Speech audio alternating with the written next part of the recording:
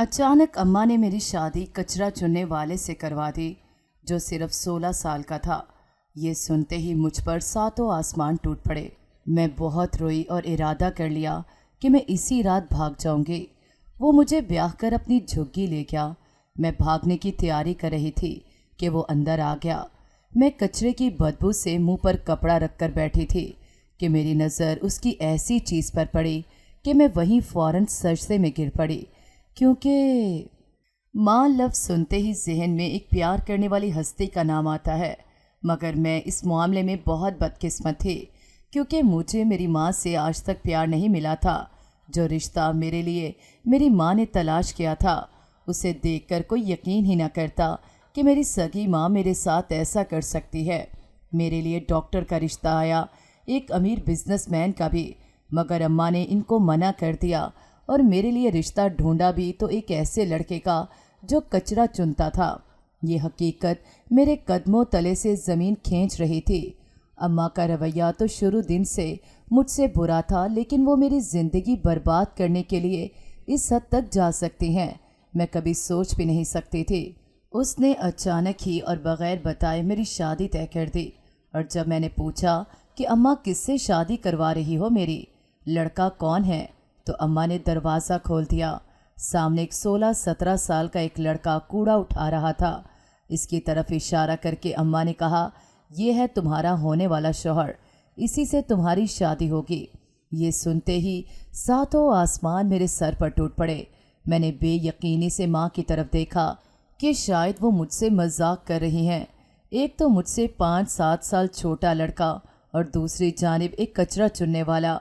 अम्मा कहने लगी कि इस शादी के पीछे एक बहुत ख़ास वजह है, जो मैं तुझे सिर्फ तब बताऊंगी जब तुम्हारी शादी हो जाएगी, इसलिए चुपचाप शादी के लिए तैयार हो जा। मैंने कहा, अम्मा, मेरे भाइयों को या चचा को मेरी शादी का मालूम है, तुमने इनको बताया?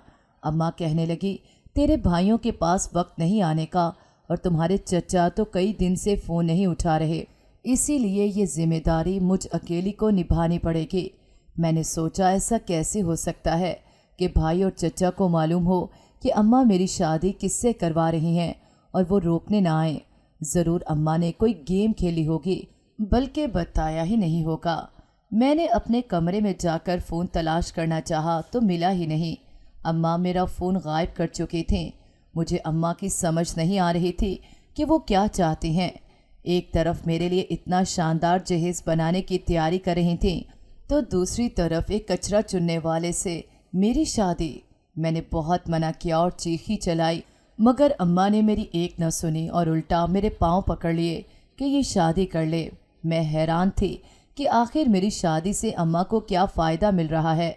या तो वो बहुत अमीर होता तो मैं समझती कि दौलत के लिए मेरी शादी कर रही हैं, मगर एक कूड़ा चुनने वाला भला क्यों अम्मा को पसंद आया। मैंने भागने का फ़ैसला कर लिया। बड़े भाई के पास जाने के लिए मैंने कपड़े पैक करने शुरू कर दिए। रात हुई और जब अम्मा गहरी नींद सो गईं तो मैं चुपके से उठी और अपना बैग उठाकर बाहर आ गई। रात के वक्त सड़क पर गहरा सन्नाटा था। मैंने डरते डरते चलना शुरू कर दिया। जाने क्यों मुझे ऐसा लगा कि कोई मेरा पीछा कर रहा है। मैंने फ़ौरन पीछे मुड़कर देखा कि कहीं अम्मा तो नहीं आ गई, मगर कोई नहीं था। अचानक मेरे आगे एक टैक्सी आ गई। मैं बग़ैर ड्राइवर देखे गाड़ी में बैठ गई, लेकिन गाड़ी में ऐसी खुशबू फैली हुई थी कि मैं बेख्तियार हो गई और चंद ही लम्हों में मैं बेहोश हो गई। होश आया तो देखा कि सुबह हो गई है और मैं अपने कमरे में मौजूद हूँ। हैरत का झटका लगा कि किसने मुझे बेहोश किया और घर लाकर मेरे कमरे में लटा दिया। कोई था जो चाहता था कि मेरी शादी न रुके, जो अम्मा का साथी था। मगर वो कौन था? मैं बाहर निकली तो अम्मा मेरे लिए लाल रंग का जोड़ा इस्त्री कर रही थी। कहने लगी, आज तेरी शादी है, जाकर नहा ले और तैयार हो जा, दूल्हा आता ही होगा। मेरे पास अब भागने का कोई ऑप्शन नहीं बचा था। अम्मा ज़िद की पकी थी। मैं जानती थी अगर उसने कह दिया था कि आज मेरी शादी है तो वो मेरी शादी करके रहेंगी। मैं रोने लगी और सोचने लगी कि क्या किया जाए। आखिरी हल यही समझ में आया कि मैं शादी कर लूं और वहां जाते ही भाग जाऊं। अम्मा मेरी शादी किसी और से भी कर सकती थी, किसी गरीब या किसी बदसूरत आदमी से, मगर जाने वो क्यों इस कचरा चुनने वाले को ही अपना दामाद बनाने पर तुल गई थी। ज़रूर दाल में कुछ काला था। अम्मा कुछ छुपा रही थीं। मुझे वो वजह मिल जाती तो शायद मेरी ज़िंदगी बच जाती, मगर शादी में कुछ ही घंटे बाकी रह गए थे। इतने मुख्तसर से वक्त में भला मैं कैसे वो राज मालूम कर सकती थी। इसलिए चुपचाप अपनी किस्मत को कोसती हुई तैयार हो गई और अपना एक बैग भी तैयार कर लिया, जिसमें अम्मा की कुछ ज्वेलरी भी थी जो मैंने गुस्से में आकर रख ली थी। मैंने बहुत दुआ की कि वो कचरा चुनने वाला शादी करने ना आए, मगर दुआ कबूल ना हुई और वो दुल्हा बनकर आ गया। कुछ ही देर में मौलवी साहब भी आ गए और निकाह हो गया। मेरी माँ की खुशी का तो कोई ठिकाना नहीं था। इतना खुश मैंने उसे कभी सारी ज़िंदगी नहीं देखा था। मैंने कहा, अम्मा तेरे कहने पर मैंने शादी कर ली, मगर अब रुखसती न कर। मगर अम्मा ने मुझे रुखसत कर दिया। मेरा शौहर मेरा हाथ पकड़कर मुझे अपनी झुग्गी में ले आया। अंदर आते ही बदबू मेरे नाक से टकराई। ये पूरा इलाका इंतहाई बदबूदार और गंदा था। इसकी झुग्गी में भी जगह जगह गंद फैला हुआ था। वो कहने लगा, आप बैठे, मैं अभी थोड़ी देर में आता हूँ। मैं तो पहले ही किसी मौके की तलाश में थी। उसके जाते ही भागने की तैयारी करने लगी। मुझे कपड़े बदलने थे और मेकअप भी हटाना था, फिर ही मैं बाहर जा सकती थी। अभी मैं ये सब करने का सोच ही रही थी जब वो दोबारा अंदर दाखिल हुआ। मैंने उसके पास से आती बदबू से बचने की खातिर नाक पर कपड़ा रख लिया। वो कहने लगा, मेरे पास आपके लिए एक चीज़ है। मैं हैरान हुई कि वो मुझे मुंह दिखाई में भला क्या दे सकता है, लेकिन उसने जो चीज़ मुझे दिखाई उसे देखकर मैं दंग रह गई। उसके हाथ में जो चीज़ थी वो मेरे बाबा का लॉकेट था, मेरे मरहूम वालिद की आखिरी निशानी। मैं अब्बा के लॉकेट को देखकर फ़ौरन सजदे में गिर गई। उन्होंने मुझे कहा था कि ये लॉकेट जिसके पास भी होगा वो तुम्हें रोहेल के पास ले जाएगा, इस पर यकीन करना। मैंने उससे पूछा, तुम्हें ये लॉकेट कहाँ से मिला? वो कहने लगा, वो सब मैं बाद में बताऊंगा, पहले आप बताओ कि आपका नाम क्या है और आपकी माँ ने आपके साथ ऐसा क्यों किया। मैंने गहरी सांस ली और उसे अपनी कहानी सुनानी शुरू की। मेरा नाम वफ़ा है। मैं राजपूतों के ख़ानदान से ताल्लुक़ रखती हूँ और अपने माँ बाप की सबसे छोटी बेटी हूँ। मुझसे बड़े 3 भाई थे। मैं 5 साल की थी जब अब्बा ने हमें छोड़ दिया। वो दूसरी शादी कर चुके थे, क्योंकि उनकी अम्मा से कभी लड़ाई ख़त्म नहीं होती थी।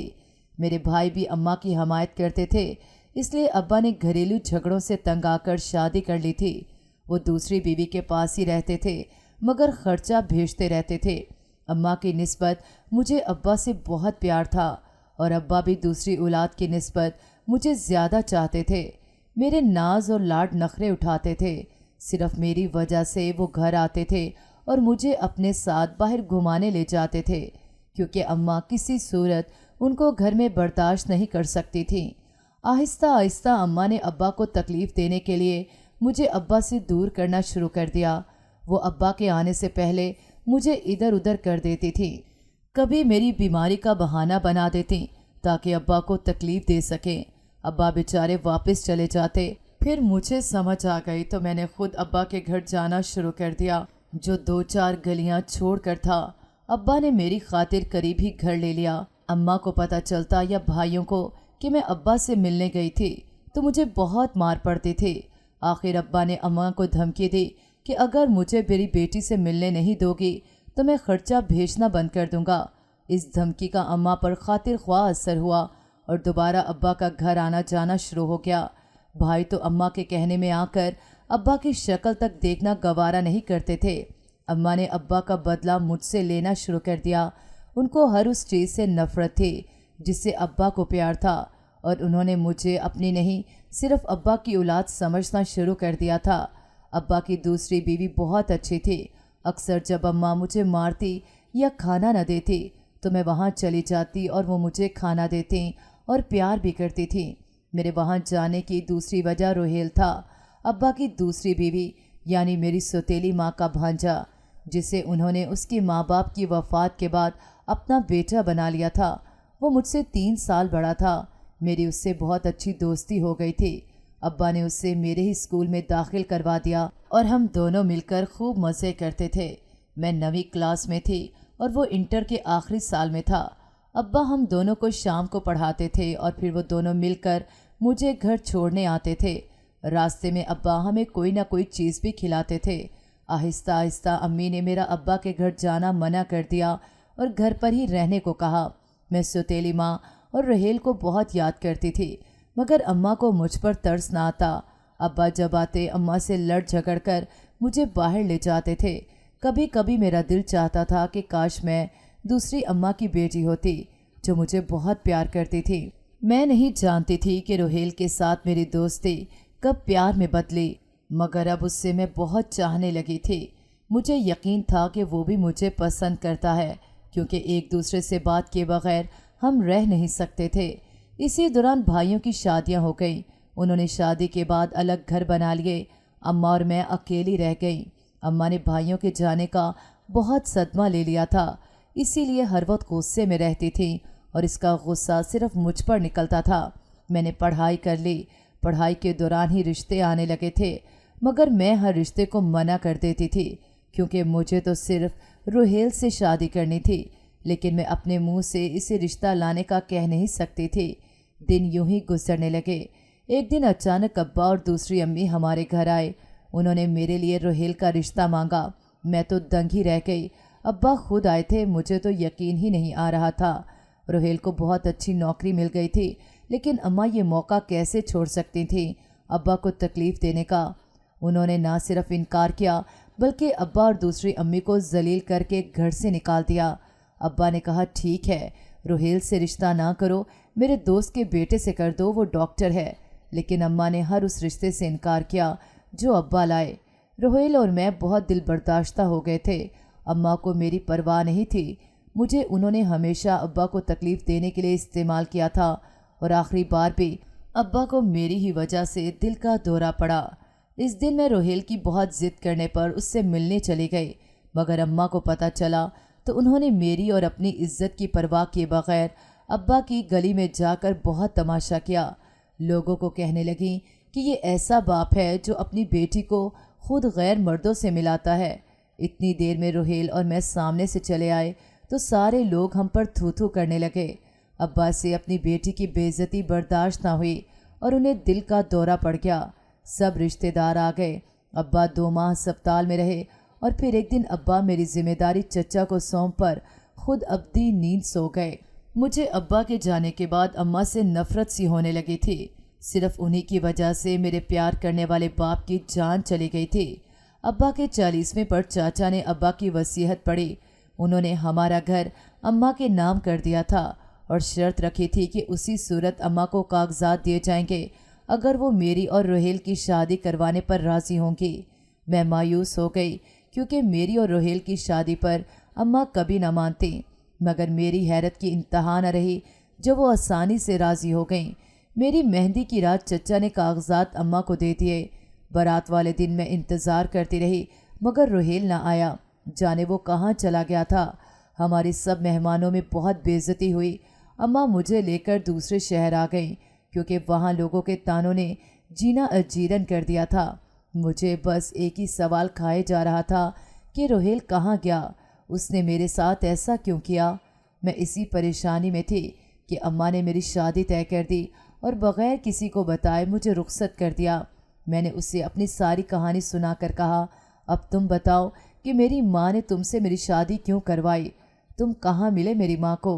اور میرے باپ کا لاکٹ تمہارے پاس کہاں سے آیا؟ وہ کہنے لگا، میرا نام معظم ہے اور میں کوئی کچرا چننے والا نہیں، میں تو اس ہسپتال میں نوکری کرتا ہوں جہاں آپ کے والد داخل تھے۔ میرا کام روز ان کا بلڈ پریشر وغیرہ چیک کرنا ہوتا تھا۔ وہ میرے ساتھ بہت اچھے سے پیش آتے تھے اور مجھے میری ماں کے علاج کے لیے پیسے بھی دیے تھے، اس لیے میں بھی ان کا بہت خیال رکھتا تھا۔ ایک دن انہوں نے مجھے اپنا لاکٹ دے کر کہا کہ یہ لاکٹ میری بیٹی کو دے دینا، لیکن کسی کے سامنے نہیں۔ مجھے کافی دنوں بعد یاد آیا تو ان کا لاکٹ آپ تک پہنچانے کے لیے آپ کے گھر چلا آیا تو پتہ چلا کہ آپ کی شادی ہوتے ہوتے رہ گئی۔ اس دن آپ کی اماں آپ کو لیے گھر سے نکل رہی تھیں۔ یوں میں آپ لوگوں کا پیچھا کرتے ہوئے یہاں تک آ گیا۔ میں اپنے محسن کا بدلہ چکانا چاہتا تھا، اس لیے کچرا چننے والا بن کر آپ کی ماں کے سامنے آیا اور لاکٹ دکھا کر کہا کہ اگر یہ لاکٹ آپ کو چاہیے تو اپنی بیٹی کی شادی مجھ سے کر دیں، اور اس لاکٹ کو حاصل کرنے کی خاطر مان گئی۔ میں نے آپ کے گھر پر نظر رکھی ہوئی تھی، उस दिन जैसे ही आप रात को भागने के लिए सड़क पर आईं तो मैं ही आपके पीछे था। मैंने उस टैक्सी में स्प्रे कर दी थी और मैंने ही आपको बेहोश किया और आपके घर छोड़ा। आपकी माँ ने निकाह के वक्त ही लॉकेट का मुतालबा किया था। मैं चौंक गया कि इस लॉकेट में ऐसा क्या ख़ास है, इसलिए मैंने आज एक नकली लॉकेट उनके हवाले कर दिया और असली लॉकेट जो आपकी इमानत था अपने पास महफूज रखा। उसने बाबा का असली लॉकेट मुझे देते हुए कहा कि ये रहा आपके बाबा का लॉकेट। मैं कुछ देर लॉकेट को हाथ में लिए देखती रही। मैं जानती थी कि इस लॉकेट में ऐसा क्या ख़ास था। इस लॉकेट में अब्बा के लॉकर की चाबी थी, उनकी ज़िंदगी भर की जमा पूंजी, और ये बात अम्मा और मुझे दोनों को ही मालूम थी। इसलिए अम्मा ने इस लॉकेट की खातिर मेरे साथ खेल खेला था। मैंने गमगीन होते हुए कहा, तुम्हें मुझसे निकाह नहीं करना चाहिए था, मैं रुहेल से प्यार करती हूँ। वो कहने लगा, मेरा और आपका निकाह नहीं हुआ। मैं चौंक गई और पूछा, क्या मतलब है इस बात का? वो कहने लगा, मैंने तो बस आपको आपकी माँ के चुंगल से बचाने की खातिर निकाह का ड्रामा किया था। निकाह नामा भी झूठा था, गवाह भी और मौलवी भी, इसलिए आप बेफिक्र रहें, हमारा निकाह नहीं हुआ। वैसे भी आप मेरी बड़ी बहन की तरह हैं। मैंने कहा, तुम्हारा बहुत शुक्रिया, मगर मुझे तुम्हारी मदद की अब भी ज़रूरत है। मुझे लगता है मेरी माँ ने ही रुहेल को गायब किया है। हमें मिलकर रुहेल को ढूंढना होगा। मेरी माँ पहले भी घर के कागजात हासिल करने की खातिर मेरी शादी रुहेल से करवाने पर तैयार हो गई थी, और अभी बाबा के लॉकर की चाबी के चक्कर में एक बार फिर से मुझे इस्तेमाल करने का सोचा। मुझे अपनी माँ पर बेहद गुस्सा आया। मैंने मुअज्जम को साथ मिलाकर एक प्लान बनाया कि हम अम्मा पर नज़र रखेंगे। हो सकता है वो इस जगह पर जाए जहाँ उसने रुहेल को छुपा कर रखा हो। अभी मैं और वो बातें कर ही रहे थे कि वहाँ मेरी अम्मा आ गई। वो बहुत गुस्से में थी और उसने आते ही मुअज्जम का गिरबान पकड़ लिया और पूछने लगी कि असली लॉकेट कहाँ है। मैंने कहा, अम्मा इसे छोड़ दो, अब्बा का असली लॉकेट इसके पास नहीं, रुहेल के पास है। मैंने ये झूठ इसलिए बोला था ताकि अम्मा रुहेल के पास जाए और हम भी उसका पीछा करते हुए उस तक पहुंच जाएं। मैं इस झुग्गी में नहीं रह सकती थी, इसलिए अम्मा के साथ चली गई। मुअज्जम को मैंने इशारा कर दिया था कि उसे क्या करना है। अम्मा पर 3-4 दिन मैंने नज़र रखी, मगर वो घर से बाहर न गईं। फिर एक दिन कहने लगी, तुम्हारी तो शादी हो गई है, अपने शौहर के पास जाओ, मैं वापस अपने शहर जा रही हूँ। मुझे यकीन हो गया कि अम्मा ने रुहेल को वहीं छुपाया होगा, इसलिए मैं और मुअज्जम अम्मा के पीछे पीछे ही वहाँ भी पहुँच गए। मैंने कहा, अम्मा मैं उसको छोड़ आई हूँ, अब तुम्हारे साथ ही रहूँगी। हमने कई दिन अम्मा पर नज़र रखी, मगर कोई मशकूक हरकत नज़र न आई। वो अपने घर में ही थी। 1-2 बार बस बाज़ार गई थी। आहिस्ता आहिस्ता मुझे यकीन हो गया कि अम्मा का इसमें कोई हाथ नहीं। लेकिन सवाल ये था कि अगर अम्मा ने रुहेल को गायब नहीं करवाया तो फिर वो किधर था। एक ख्याल मुझे ये भी आया कि शायद वो मुझे छोड़कर चला गया हो, लेकिन मेरा दिल मानने को तैयार नहीं था। अगरचा उसने कभी मुझे मुंह से कुछ नहीं कहा था, मगर मुझे लगता था कि वो भी मुझे पसंद करता है। लेकिन अब मैं सोच रही थी कि शायद मैंने ही गलत समझा। उसने अब्बा के एहसान की वजह से शादी की हामी भरी होगी, और अब्बा के जाने के बाद जब चचा ने अब्बा की वसीयत पूरी करने के लिए ज़बरदस्ती उससे मेरी शादी करवाने का कहा हो, इसीलिए वो खुद ही फ़रार हो गया हो।